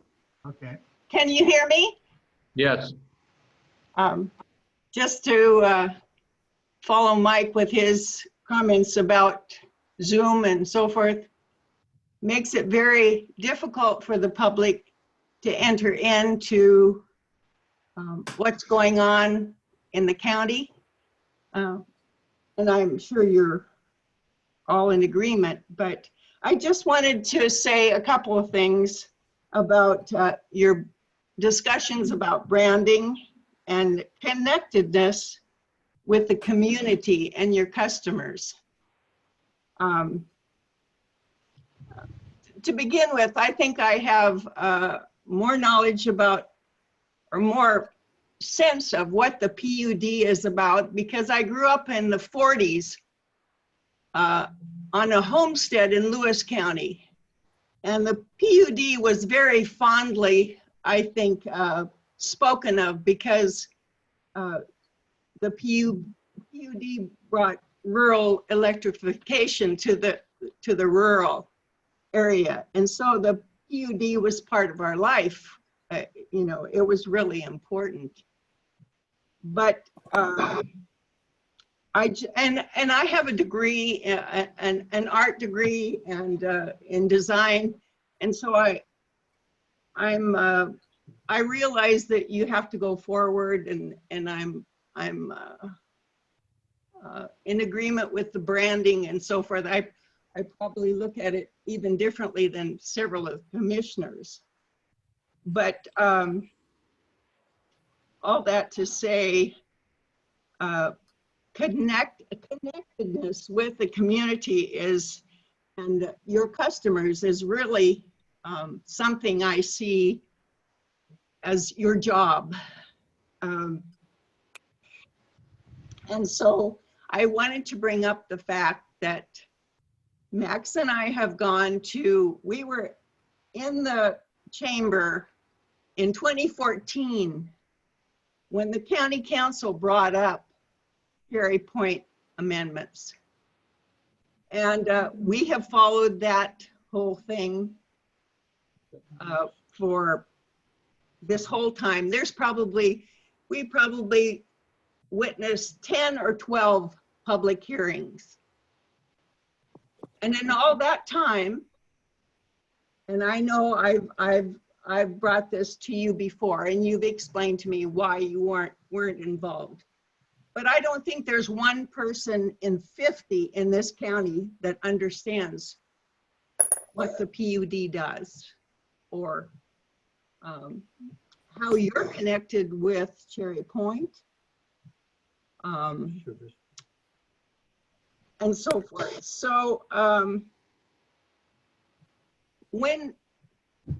this is kind of a rabbit trail maybe, but when I've witnessed different county departments coming to the council, when they describe how they are serving their customers, there's an excitement, or there's a, I can't think of a word for it right now, that happens. Even going back to planning and development years ago, when they started implementing lean in planning and development, it was amazing. So, and I know you've had trouble, and our little business even is one of your customers, getting your customers to come and interact, and they feel it's kind of above their heads, I think, or it's hard for them to enter in. But all that to say, there's another hearing this week on Thursday on the Cherry Point amendments, and wonderful testimonies from community people, engineers, families, fathers, so forth. I would love for the community to know that these companies are your customers. Thank you. Thank you, Carol. Is it Mike or Steve, one of you following? Is there any other public comments? There is none.